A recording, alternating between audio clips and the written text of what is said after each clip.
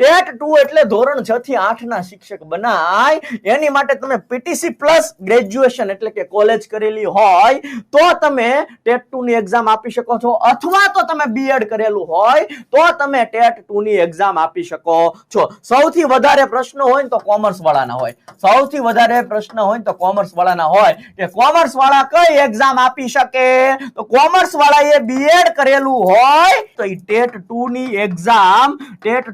Exam સામાજિક વિજ્ઞાન સાથે આપી શકે. કયા વિષય સાથે આપી શકે? સામાજિક વિજ્ઞાન સાથે ટેટ 2 ની એક્ઝામ જે છે એ આપી શકે છે. પણ કોમર્સ વાળાએ માસ્ટર ડિગ્રી કરેલી છે પ્લસ બીએડ કરેલું છે તો તમે ટાટ એચએસ આપી શકશો. સાહેબ કયા વિષય સાથે? તો તમે જે વિષયમાં માસ્ટર ડિગ્રી કરી હોય એ વિષય સાથે તમે ટાટ એચએસ જે છે એ આપી શકો છો. અત્યારે વાત એવી છે કે માત્ર ને માત્ર બીએડ કરેલું છે સાહેબ, ઓકે, બીજું કાંઈ આપણે કરેલું નહીં, આપણે બીએડ સુધી પોગેલા છે તો તમે ટેટ 2 એક્ઝામ આપી શકો છો અને ટાટ સેકન્ડરી એક્ઝામ આપી શકો છો.